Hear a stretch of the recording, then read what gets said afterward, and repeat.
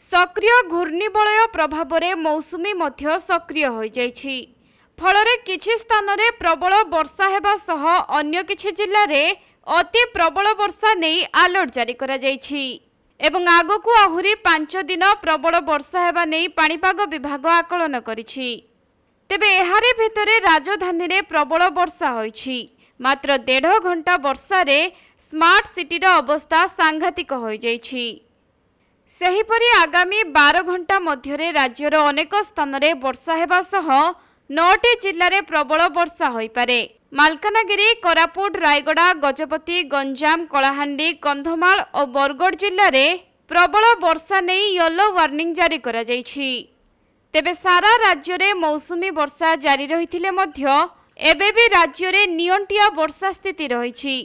जून 1 तारिखरु एपर्यंत 99% वर्षा record होइछि, जहा स्वाभाविक वर्षा ठारू 42% कम रहिछि।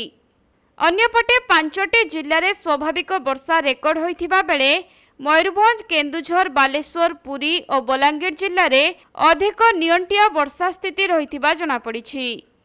पाणीपाग विभागर सूचना अनुसार आज बालेश्वर, भद्रक, जाजपुर, केन्द्रापड़ा, कटक, जगतसिंहपुर, सुंदरगढ़, झारसुगुड़ा, बरगढ़, संबलपुर, देवगढ़, अनुगुल, केन्दुझर और मयूरभंज जिल्ला रे घड़घड़ी सह 30 रु 40 किलोमीटर बेगरे पवन बही पारे। सेहिपरि शुक्रवार दिन मध्य ओडिशार विभिन्न स्थान रे वर्षा पवनर संभावना रहिछि। आसंता 29 तारिख रे राज्यर अनेक स्थान रे घड़घड़ी सह वर्षा होई पारे, जहाँकि उत्तर और पश्चिम ओडिशार 7टी जिल्ला रे प्रबल वर्षार संभावना रहिछि बोली पाणीपाग विभाग सूचना दैछि।